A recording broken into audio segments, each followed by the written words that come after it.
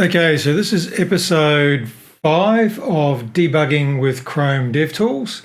And in this episode, we're going to look at a few different tabs.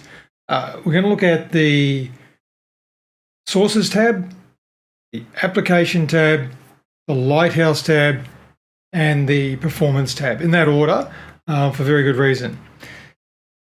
Once again, I'm looking at the homepage for Elementor.com that we'll do our assessment on.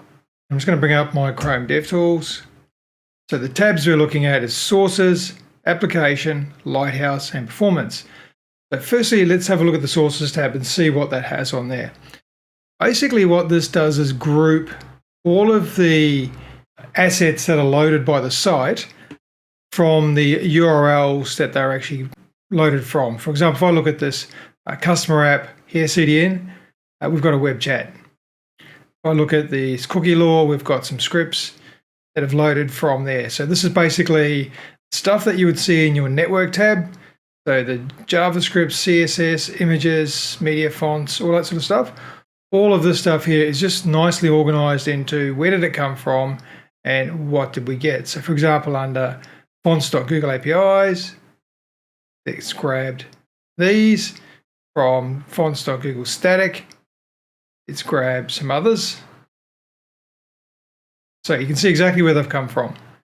And the other way you can find these is if you're using your network tab, and let's say, for example, you're looking at here and you're looking at some JavaScript. We're just going to do an F5 so we get all that JavaScript listed. Let's say we want to see, what's this OT SDK stub? What is that? You right click on it and open in the sources panel. It'll show you the, and if you want to format it a little bit, you can click on this little format down the bottom left here, and it will lay it down to format. Now, typically when you're loading JavaScripts, they're going to be minified and uglified. So uglified means instead of having nice variable names, that you can understand, function names, etc., it just replaces them with the next available letter. So it makes it a lot smaller, but you can get some indication from what it's actually doing and some of the properties that it's looking at. So if you're troubleshooting, this could be a way you can find information on what's happening there. This is also searchable, so you Control F, you might be looking for is I AB cross. Yeah, anyway, so you can type in there and you can search for that in the code. So you can debug directly within the Chrome DevTools console. Just a nice way of finding stuff.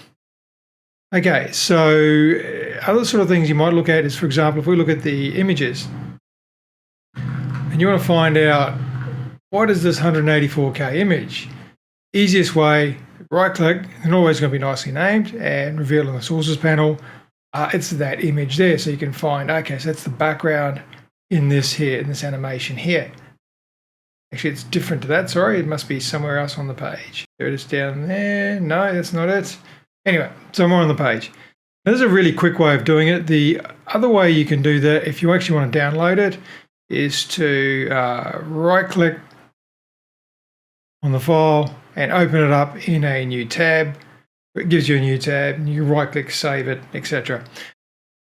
But if you just want to see what it is, you can just right-click on there, open the Sources tab, and there's it's showing you what that actual image is there. So it's Peter Gordon.png is that image there.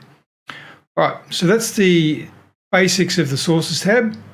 It's very, very handy for figuring out whether you got where all your stuff's coming from. One of the things, for example, that is a trend these days is when you're using Google Fonts, is to download the fonts and set them in Elementor as custom fonts and serve them directly from your site rather than from fonts.google.com. So if I look in Elementor here and I have a look at my fonts,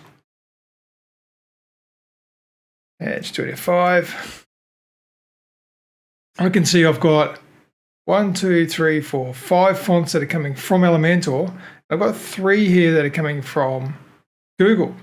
So that may be an error. There may be a reason for this. If you're not wanting to have fonts served from Google Fonts, you want to make sure they're local, you can go to your Sources tab or your Fonts tab and you can actually have a look and see where all that's coming from. So this is a pretty simple one. It's going to show you there, but you can also look at the Sources tab. Where are we? Sources.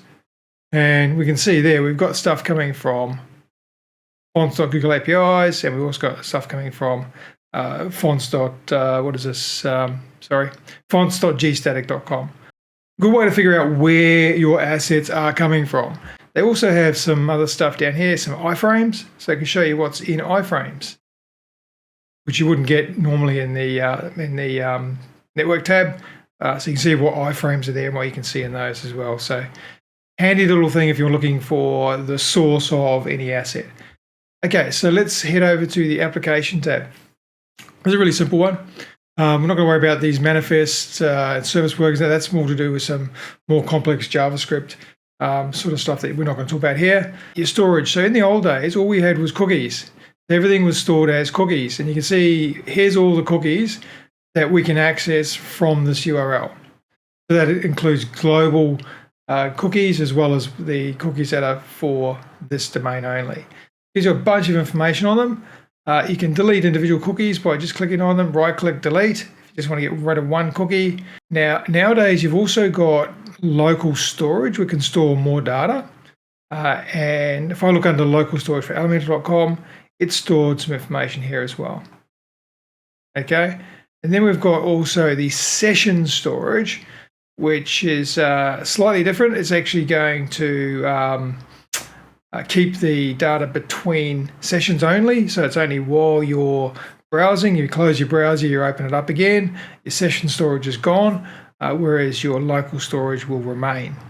Let's have a look under our local storage here. Have a look at our Elementor. Here, we've got a pop-up that's been viewed one time. Now, I happen to know that that is a pop-up at the top here, so I'm going to just delete that one cookie. Actually, what I'm going to do is show you, if I do a F5, I don't get any pop-ups. There's no pop-ups here. I'm just going to scroll back to the top. There's no pop-ups. If I delete this one item in the session storage, delete that, and then I do an F5, I get my pop-up. So the pop-up, and it's still there. As soon as I hit the X, I have a look at my session storage, my local storage, I've now got my pop-up has been viewed one time. So there will be a conditional or trigger, I can't remember what they call it, for the pop-up where it says that it's only going to be viewed one time and count it when you click on the X button to close it. Now that's a simple way of going through and just looking at what have you got stored. You can get rid of things here. Or an alternative, as I went through in my previous video, you can just click on these three dots up here, run command, clear, and you can clear all of the site data. If I do that now, I have a look in here, I've got nothing in there. That's already just been added.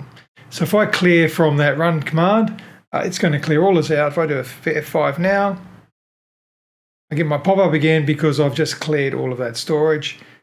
Here's my Elementor storage. There's my page view, session views.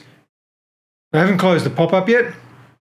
So if I look under my storage here, Elementor, there's nothing there to say that I've clicked on the pop-up. I click on that pop-up, have a look back at that property there, and it's telling me I've clicked on that pop-up one time. So now it's not going to show me again. So that's really useful for managing while you're developing. If you've got something that only displays once or for a certain amount of time, and you want to keep testing it, you can just go into the application and remove the local storage or the cookie or whatever it's saved for that. So that is the application tab. Lighthouse is Google's algorithms that they use for things like page speed insights. You can do it directly from here. Most people are looking directly at mobile scores because desktop scores are pretty easy to get up high. Mobile is where most people suffer. You can just generate a report directly from here. You don't have to go to page speed insights to do that. I'm not a fan of page speed insights. So I think that the scores that I give you are inaccurate because it doesn't take into account a lot of things, and many optimization plugins can easily fool page speed insights to give you lovely looking scores without actually improving the page speed to get those scores. So here we are, just waiting for that to generate. And there we go. So it tells me that this page performance is 27 on a mobile, which is not great. I mean, there are things they can do to improve it, but I just don't trust these scores. I think that this page works a lot better than that. In fact, I'm going to do a real quick test here. I'm going to throttle this down to 8 megabits a second, so 1 megabyte per second. I'm going to do a Control F5. Wait for this to fully load. It's told me my DOM content was loaded in 625 milliseconds. Fully loaded was 1.34 seconds. And that's throttled at 1 megabyte per second. And the reason for that is because the this is doing a lot of stuff in the background. So your initial paint is good. If I have a look at my web vitals up here, it says that LCP was 0.59 seconds, CLS 0.008, FID it waits for me to click, so I haven't done it. So I've got a great looking speed here, LCP and CLS. I'm limiting to less, the throttling to less than what I'd expect to get on a mobile, and it's still fine. So that's why I just do not trust these Lighthouse scores. I think they're an absolute load of rubbish, and I don't use those for anything whatsoever. Anyway, so that's that. Performance. So on the Performance tab, you can get an awful lot of information about what's happening with your website over time. And if we so first of all, we start by clearing these. I want to get screenshots and web vitals. I'm not really worried about memory. So I'm going to, quick tip here is when you do the render, it'll render on what it can see. So if you've got this Chrome DevTools up here, it's going to get in the way of that, and you're only going to end up with screenshots of this little piece at the top here. So I normally either, if I've got two screens, so I'd normally stick this in undocked and stick it on another screen. But for the point of this tutorial, I can't do that and show you at the same time. So I'm going to put it on this sidebar. We want to get this screen to a reasonable sort of a width. Make sure we scroll right to the top. I'm going to start recording. I'm going to press Control F5. I might just capture for maybe 10 seconds, 15 seconds, then we'll have a look at it. So what I'm doing is capturing what's happening with this website. Hit the stop button.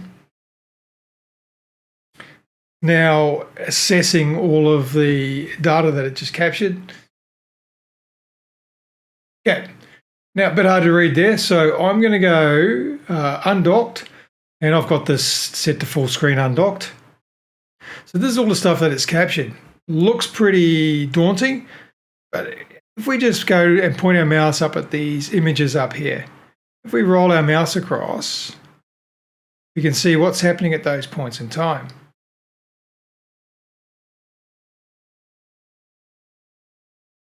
All right, so if you've got any layout shift, and there's actually a problem with this site where once your pop-up's not visible, the header scroll, so there will be layout shift. I'm not going to demonstrate that here. So you can see what's happening with this over time just by rolling your mouse over it. You can see what's happening with the network, the timing on everything. Just roll your mouse over these things. You can see what's happening at those times. Now, the web vitals. This is the stuff that PSI is meant to be giving you an indication of, but reality is that the PSI web vitals that they're reporting is nowhere near what the real world actually gets.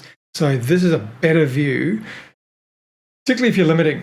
So at the moment, you can see up there's a little red on here. It's telling me that my network throttling is enabled. Now, if I go back to my network tab, I've got this set to 8 megabits per second or 1 megabyte per second, right? Which is very, very slow internet, because I want to see what is this likely to be, the worst that it's likely to be on a slow mobile internet connection.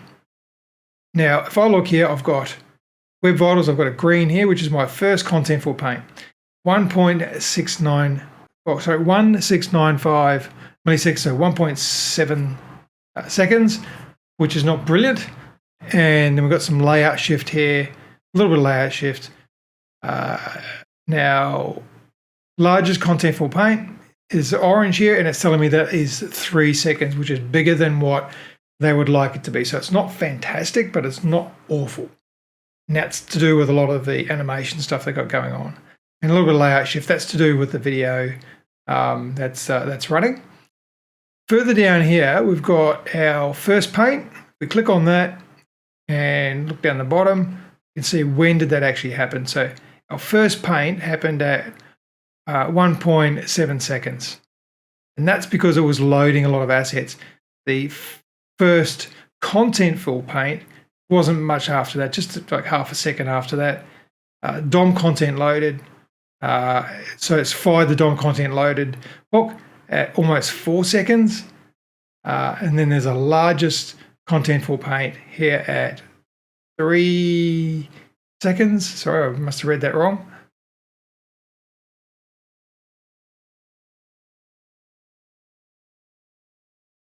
And then we've got our on-load event, fully loaded event at 5 seconds or 5.6 seconds. So not brilliant, but it's not the worst you'd expect to be considering what they've got there. So if we actually look up here, I've got Web Vitals Chrome extension installed. Click on that. That's pretty much agreeing with what those stats are telling me from what I've just captured.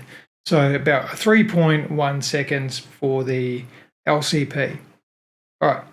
I'm going to bring this back up, back down to the bottom, and I'm going to take off my network limiting. I'm going to set that back to no throttling, and I'm going to do a Control F5 on this page. Okay, so DOM content loaded in 1 second, 1.6 seconds for the fully loaded. The LCP looks pretty good up here, just under a second. CLS, 0.006 seconds. So let's actually measure this one. So if I go back to my performance tab, again, I'm going to stick that on the side so I'm capturing the whole screen, scroll to the top, clear everything out, start recording, and do a Control F5.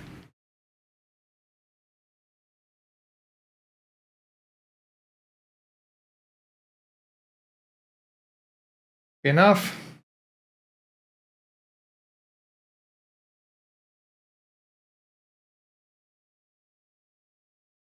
Okay, let's look at that full screen. All right. So this time, I just come straight down here to my Web Vitals. Mind you, by the way, I'm just with your mouse over this. If you just use your mouse wheel, you can actually zoom in and out. So my first contentful paint, 0.8 seconds. Largest contentful paint, 1.4 seconds. A little bit of layout shift here, not much. So there's my layout shift there. And you can actually line this up. When you look at this here and you line that up, look up here, what actually happened when that layout shift occurred. Now, for some reason, Elementor page went blank for a little bit there between 1.09 seconds and 1.59 seconds. For whatever reason, it went blank. So that's what the cause of that issue is. So if you're troubleshooting this layout shift here is to do with whatever happened at that point there. Again, at layout shift here, what happened there? Go up here, move our mouse along. We saw some change there. You see we move our mouse, you see that video down the bottom? See how it's moved? Gone from being positional, it's just moved. So that's what's causing our layout shift. So this is how we figure out what the layout shift is. On-load event here, 4.8 seconds. That's huge. So I'm not sure what they're doing in the background. That's a bit over the top.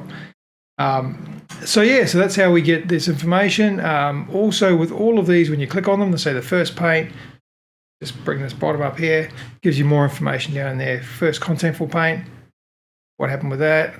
LCP, what happened with that? What's the related node? There's the video. So the LCP included the video, which is why it's such a long time, because it's got to load the first frames of the video and paint the video. So this is testimony for not having animated content, videos, etc. in the top section of your page if you want to get good core web vitals for that. Try and keep it simple.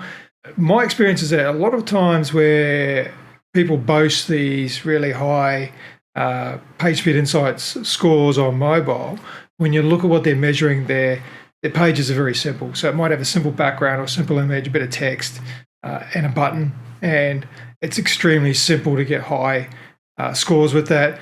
As soon as you add any animation, you add any things like gradients and transparencies and things like that, it starts to affect your core web vitals. So keep it simple and that'll keep your score up.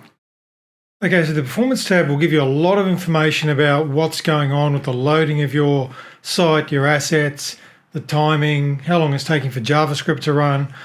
Lots and lots of information in there, which is really, really relevant. The good thing about it is that it's actually what is happening on your browser. So if you limit to the internet speed of a slow mobile connection, what you should be seeing is roughly what a mobile user would experience in this.